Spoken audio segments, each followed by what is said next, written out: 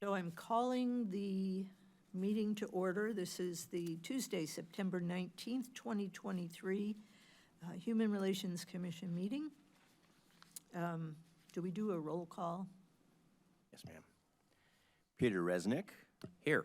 Greg Schroeder. Here. Yvonne Gibson. Here. Shalini Smith. Here. Ann Panthen. Here. Thank you.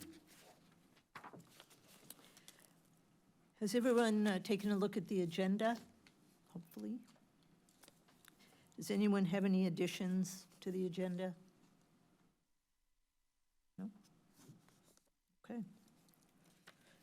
We'll move on to approval of the minutes of the previous meeting, which was on August 15th, 2023. Do I have a motion? Move approval of the minutes. Second? All in favor? Aye. Aye. The next item is public input, which we don't have any public at the moment.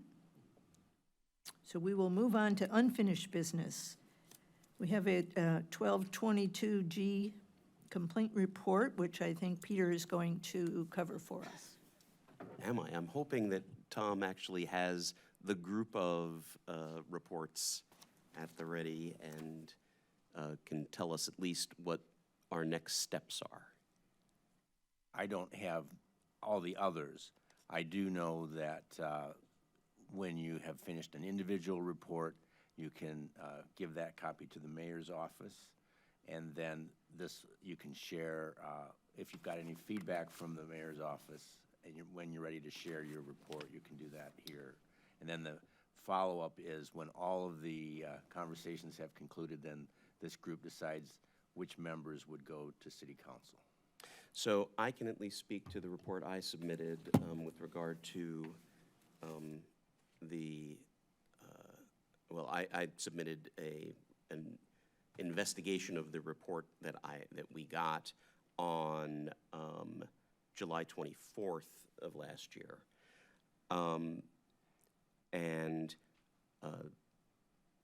The summary, and did everybody get a copy of the report? Okay, because I just sent it to Tom yesterday, so it's quite possible. And Tom made copies. Excellent. I have one here, so if you give one there. Okay, thank you. I don't believe we received copies of the others. I don't think we did either. So we can discuss this one, and then if at the next meeting we can, or you can just send out before the agenda copies of the other reports so that we can discuss them at the next public meeting. And in the meantime, I think Ann can assign someone to start thinking about making a report with Carla to the City Council on the findings we had. But I at least can report out on this one, and you can read what I've written. We don't have a particular template for this, so I sort of winged it. The report we received, actually, and since she is fully aware of it, I don't have any qualms about mentioning her name, that Carla actually was the staff person who was claimed to have discriminated. And what happened was that a member of the public submitted a complaint to the office. That happened back February last year. There was a revision to that complaint, but it all happened within the course of 2 days. The complaint was submitted, and the person who submitted the complaint said that the complaint was not processed, and that the reason it wasn't processed was because the reporter was discriminated against by Carla. So I reviewed the information that Carla had kept, notes that she had kept. We went over what had happened. The complaint was in part an Open Meetings Act complaint about a particular group in a certain commission in the city that did not comply with the Open Meetings Act, apparently, or was purported to have not. But included in that was also what turned out to be another 1222G report. And because at the time we didn't have a procedure for handling those reports, and also that Carla didn't realize that that was embedded in the middle, she forwarded the complaint to the city attorney, thinking that it was to be handled by the city attorney because it was both having to do with the city and a Open Meetings Act issue.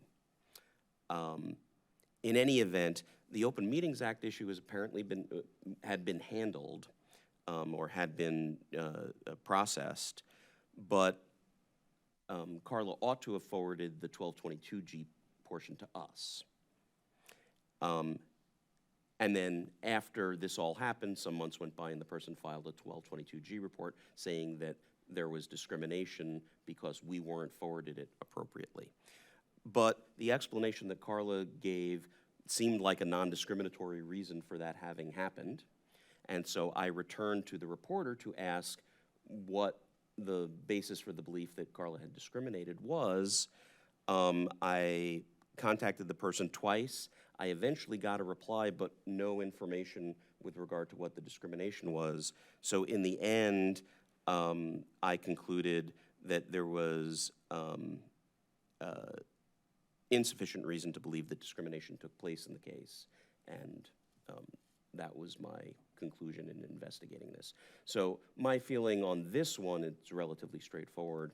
We should report to the city council that yes, a report was received, but that there was no basis for discrimination having taken place. I'm happy to answer questions that anybody's got about that.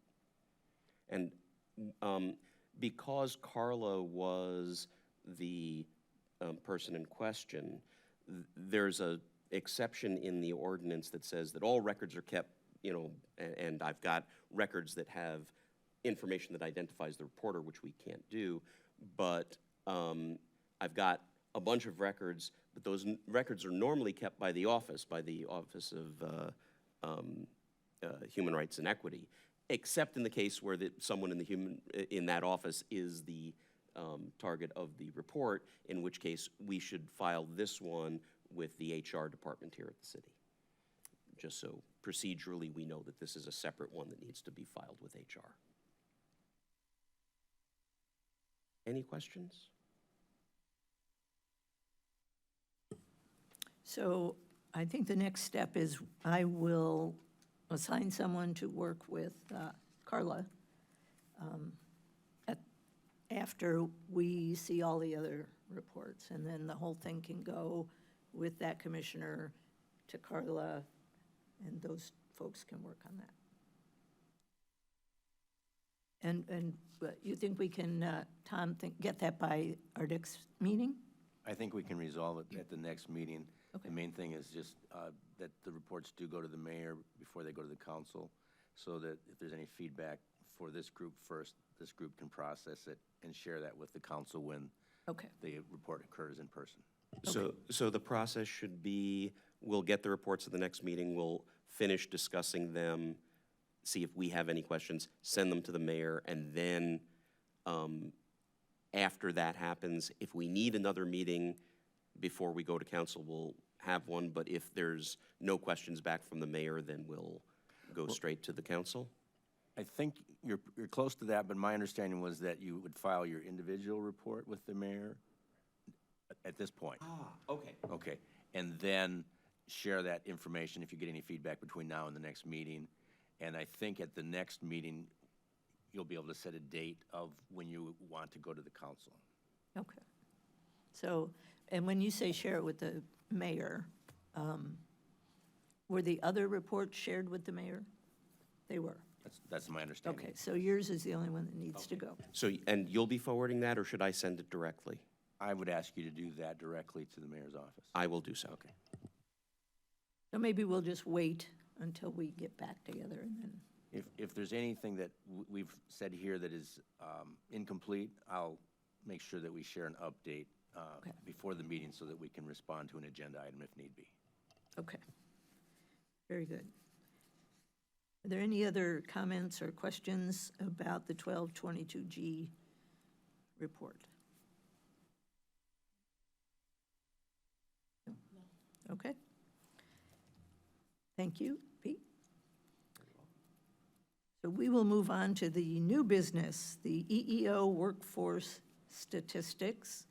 I'm sure everyone has read the 220-some pages.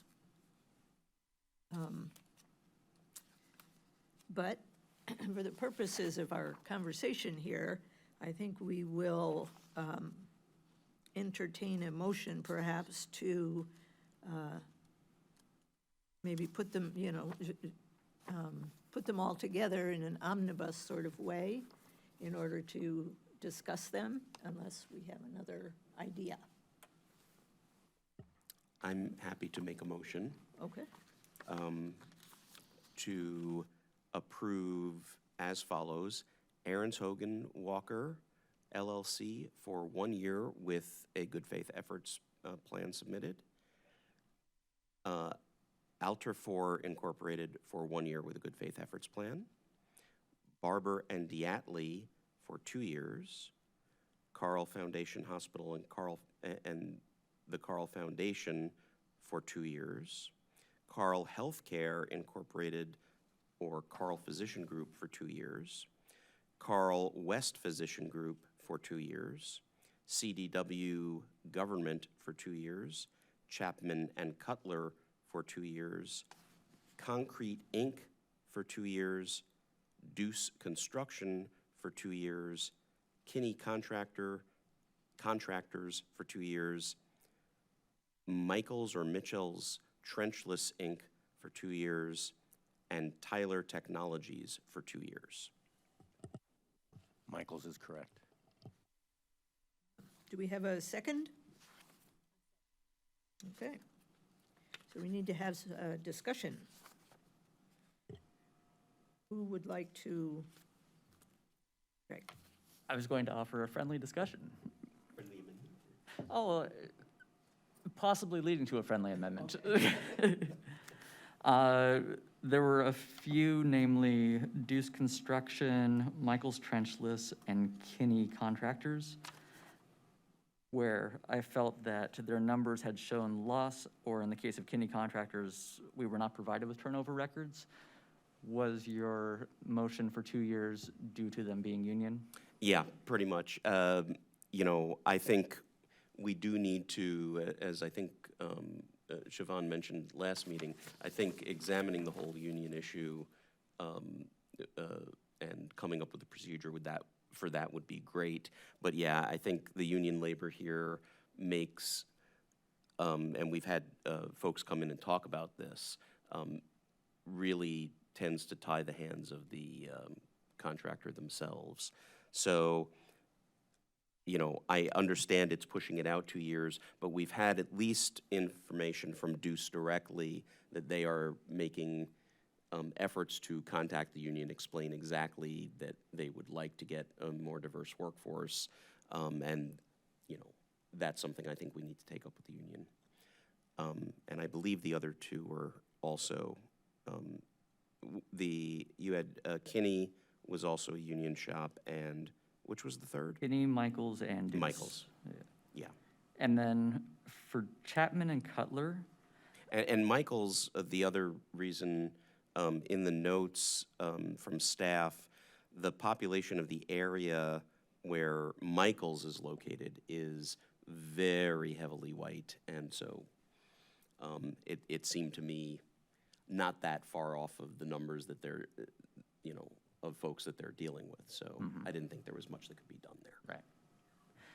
For Chapman and Cutler, slight gains in minority separation versus hiring, but significant loss in terms of gender balance. Did you have any? Yeah, I did not consider that in particular. Okay. And given that it was a significant loss,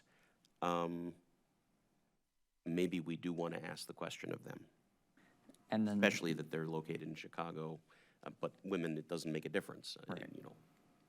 But they are certainly a big city group that should know how to deal with this. Similar with CDW, there's a loss for minorities, a loss for women. So I was curious where the 2 years came from beyond the officer's recommendation. CDW, at least from when I took a look at it, the hires were lower than the separations, right? So they separated 53, but they only hired 33 minority. But the total hires were also lower, 122 versus 91. That says to me that they're, you know, in a state currently of losing employees. Obviously, I would like it to be the case that those numbers sort of matched a little better, but they weren't significant enough that I could, you know, say, well, they're really clearly going in the wrong direction. And the documentation they provide with regard to their policies, CDW is a relatively big outfit overall, seem like they're at least, you know, trying to engage in good faith efforts, so. But yeah, I'd certainly entertain friendly amendments for both CDW and Chapman if Just someone to wants to. clarify, with Chapman, you were talking about the number of women? Number of women in terms of number separated versus numbered hired as a percentage of total separations and total hires. Okay, and I was just trying to see where you found that statistic, just to, maybe you're looking at a page I haven't looked at for a minute. One question about the same thing. Okay. Perhaps my math is off. Well, what I saw was, Infographic shows at 53%. Do you have your mic? Sorry. Sorry. I also had a clarifying question about women hire versus women separation that you mentioned, because their infographic, which is from 2023, and their statistics, which is from the same month in 2023, show what probably looks like a disparity, and I wasn't sure. I guess I had the same kind of question, but I wasn't sure if I was looking at it correctly myself, because the infographic shows 53% women, but then when you look at the employment information of separation, the separation is a lot lower, and so I was just trying to figure out what you meant by, like, I guess I'm trying to figure out the same question. Where are you getting the information about the loss? It would be a table turnover since last renewal. but the table is not showing women, it's showing minorities. It does show women, but the women actually, so Oh, I see. the you're right. separation, they separated 7 men and 22 women. Right. They hired 24 men and 32 women. So they separated 3 times as many women as men, but hired 1.5 times, or not even, the women versus men. Thank you. So, yeah, the percentages were odd, at least. They did hire total numbers more women than men, but the separations were higher. So, So yeah, as far as replacement, yeah. And like I said, I'm not sure what to make of that exactly, because the numbers are, you know, the numbers are large for the hires. Do we ever ask for more information on, is that something that you can ask in a follow-up? Yeah, unless, you know, generally speaking, unless staff tells us, this one's coming due and someone's gonna get very distressed if we don't give them some sort of answer this month, we can defer until next month and, you know, ask the company to send us a little more information about what happened. That's certainly another choice. Tom, do you know in particular for Chapman? I do believe that they were going to expire before the next meeting. So that, Oh, so they've got a current one, they're looking to renew it, but. yes, Got it. okay.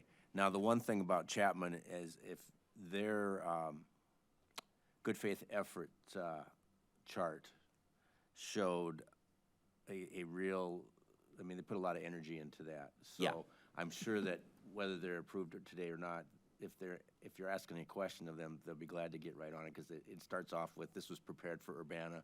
Right. And so I was quickly impressed myself.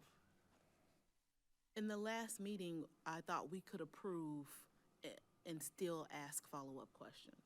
And we can certainly do that, Okay. especially since this is an ongoing relationship. You know, I think they would be perfectly happy to do that. So is that the route we want to take?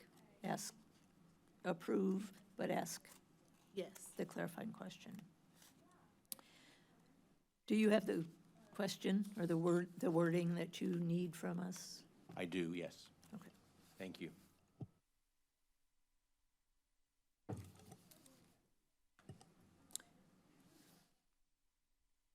Did you want to make a friendly amendment, Greg, or?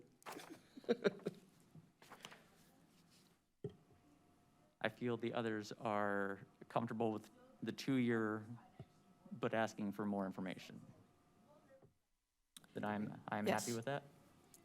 No, that we were talking about Chapman. Do you want to include CDW same way or a different way? I'm fine with doing CDW the same way. I don't know. Is that? Shaman, you feel all right with that? Yes. Okay. And I guess we're asking a question. Yes.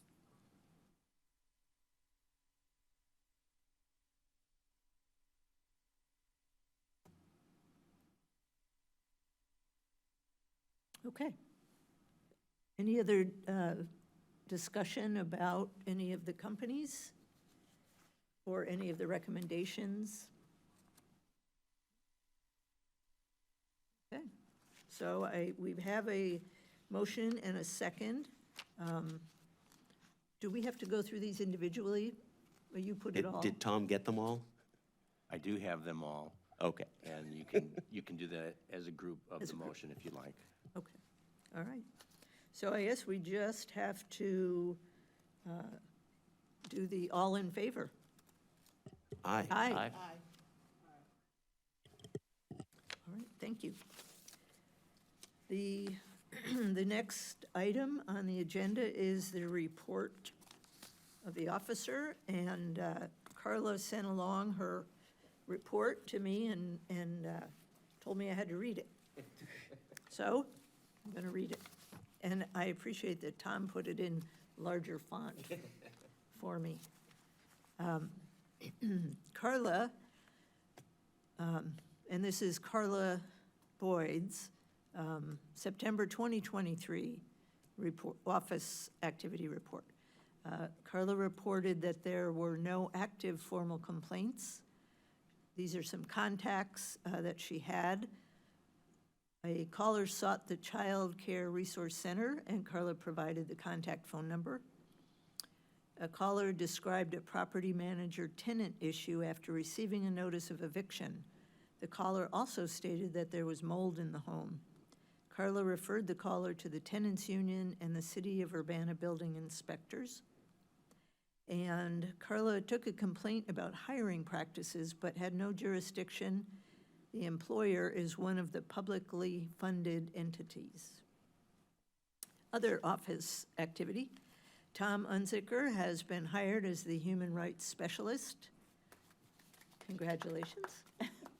Thank you for that. I appreciate it.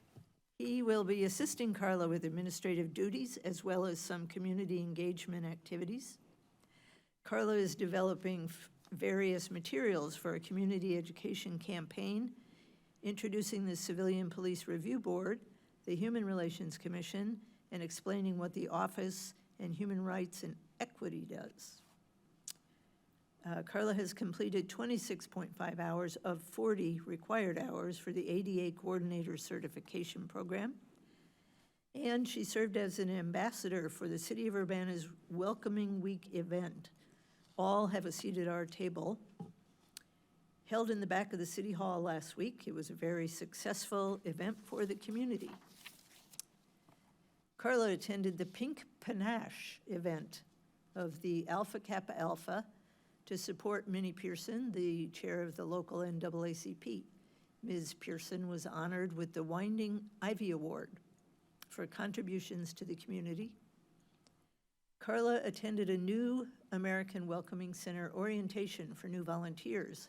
She is co-facilitating a team promoting civic and community engagement, working to bring the voices of our immigrant residents to the table.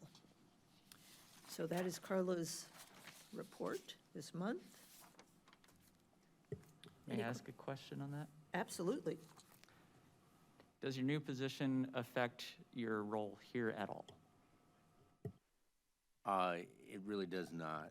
The change for me personally is that it went from 35 to 40 hours, and most of the additional time could be considered more projects in the office, but also the outreach is new for me in that attending some events around the community on a regular basis. Okay. So will there be someone hired to fill where you were, or? My previous assignment was considered a one-year contract, Oh. and then the job was rewritten. There were a couple of jobs that had been in the office over time that were kind of combined and developed as to the needs of the office now and what Carla had preferences for.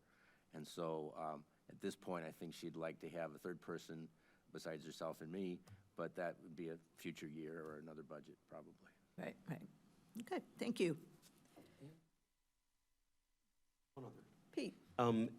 Just wondering, is there any progress or task for us to do with regard to new commissioners? I think part of what was mentioned with the educational materials that we're trying to put together, Carla's working on a variety of different handouts and other types of things. Probably what we should continue to do at each meeting is announce that we do have some vacant chairs here and plan ahead for having the outreach materials with us when we go to those events. Thank you. Any other questions for Tom? Okay. We will move on to announcements. The next scheduled meeting is Tuesday, October 17th, 5:30 p.m. right here. Any comments about that? No? All right, the only thing left is adjournment. So, do we do a motion for adjournment, or we just adjourn? I think you can declare us adjourned. I declare us adjourned. Thank you. Thank you, everyone.